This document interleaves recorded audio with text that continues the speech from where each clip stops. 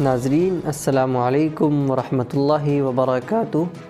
آپ دیکھ رہے ہیں فکر و نظر پر دن بھر کی 10 بڑی اور اہم خبریں۔ آئیے تمام خبروں پر نظر ڈالتے ہیں۔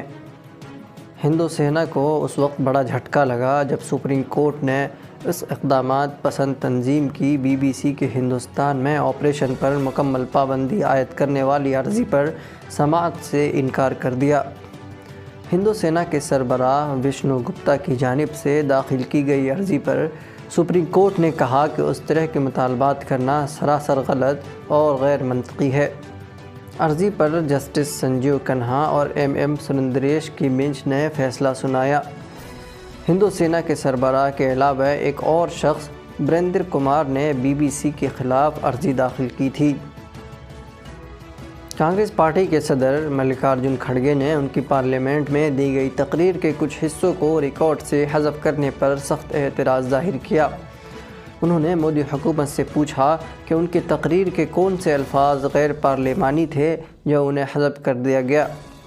کھڑگے نے پوچھا کہ اس طرح کے الفاظ کا استعمال وزیر اعظم مودی نے بھی کیا لیکن ان کے بیان کو حذف نہیں کیا گیا۔ ساتھ ہی کھڑگے نے یہ بھی کہا کہ وزیر اعظم نریندر مودی نے جو تقریر کی اس میں صرف اپنی تعریف کی اور ان سوالوں کے جواب نہیں دیا جو عوام پوچھ رہے ہیں۔ راجستھان کے وزیر اعلیٰ اشوک گہلوت نے ریاست کے اگلے مالی سال کے لیے بجٹ پیش کر دیا۔ اس بجٹ میں وزیر اعلیٰ گہلوت نے خواتین، نوجوانوں اور کسانوں کے لیے کئی اہم وعدے کیے ہیں۔ وزیر اعلیٰ اشوک گہلوت نے اعلان کیا کہ راجستھان میں نوجوانوں کے لیے بھرتی کے تمام امتحانات کے لیے کوئی فیس نہیں ہوگی۔ اس کے علاوہ پیپر لیک جیسے واقعات کے لیے خصوصی ٹاسک فورس تشکیل دی جائے گی۔ بھرتی کے تمام امتحانات کے لیے صرف ایک بار فیس ادا کرنی ہوگی۔ گورنمنٹ کالج کیمپس میں 100 روزگار میلوں کا انعقاد کیا جائے گا۔ لوک سبھا میں کانگریس پارٹی کے رہنما ادھیر رنجن چودھری نے بجٹ بحث میں حصہ لیتے ہوئے جمعہ کو کہا کہ اڈانی گروپ پر امریکی فرم ہنڈنبرگ ریسرچ کی رپورٹ سے متعلق پورے معاملے کی جانچ ہونی چاہیے۔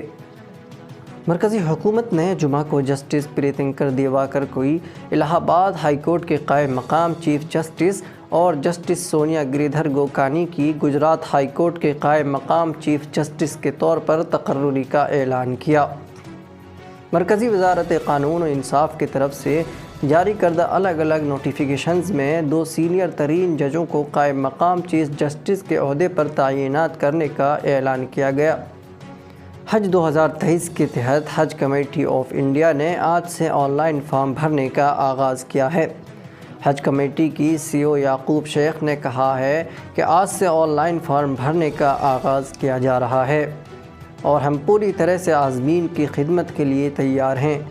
آن لائن فارم بھرنے کے دوران لوگوں کو پریشانیوں کا سامنا نہ کرنا پڑے، اس کے لیے حج فارم سے متعلق سارے معلومات موبائل فون پر مہیا کی گئی ہے تاکہ کسی کے پاس اگر کمپیوٹر نہ ہو تو وہ موبائل فون سے بھی اپلیکیشن دے سکتا ہے۔ دہلی فسادات میں گرفتار شاہ رخ پٹھان نے دہلی ہائی کورٹ میں درخواست دائر کی ہے جس میں شاہ رخ پٹھان نے الزام عائد کیا ہے کہ جیل کے اہلکاروں نے ان پر حملہ کیا۔ اس پورے معاملے پر دہلی ہائی کورٹ نے شاہ رخ پٹھان سے کہا کہ وہ اپنی درخواست کی جلد سماعت کے لیے ٹرائل کورٹ سے رجوع ہو۔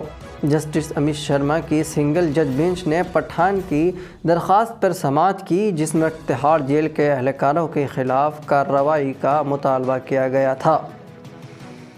آل India Muslim personal law board نے سپریم کورٹ میں ایک PIL کے جواب میں حلف نامہ داخل کر کے بتایا کہ مساجد میں داخل ہونے اور نماز یا باجماعت نماز پڑھنے پر کوئی پابندی نہیں ہے۔ اسی کے ساتھ بورڈ نے کہا کہ جہاں نئی مساجد بنے وہاں خواتین کے لیے مناسب جگہ کا انتظام کیا جائے۔ ترکی میں ملبے تلے دبی مردہ بیٹی کا ہاتھ تھامے بے بس باپ کی تصویر نے ہر دیکھنے والی آنکھ کو اشکبار اور دلوں کو لرزہ کر دیا۔ تفصیلات کے مطابق ترکی میں 7.8 شدت کے ہولناک زلزلے کے نتیجے میں متاثر شہروں میں قیامت خیز مناظر ہیں۔ ہر طرف تباہی ہی تباہی ہیں۔ زلزلے سے ہلاکتوں کی تعداد میں اضافہ کے ساتھ ساتھ ترکی اور شام سے دل دہلا دینے والی تصاویر بھی سامنے آ رہی ہے۔ بھارتی ٹیم اور آسٹریلیا کے درمیان 4 میچوں کے بارڈر گاوسکر سیریز کا پہلا ٹیسٹ ناگپور میں کھیلا جا رہا ہے۔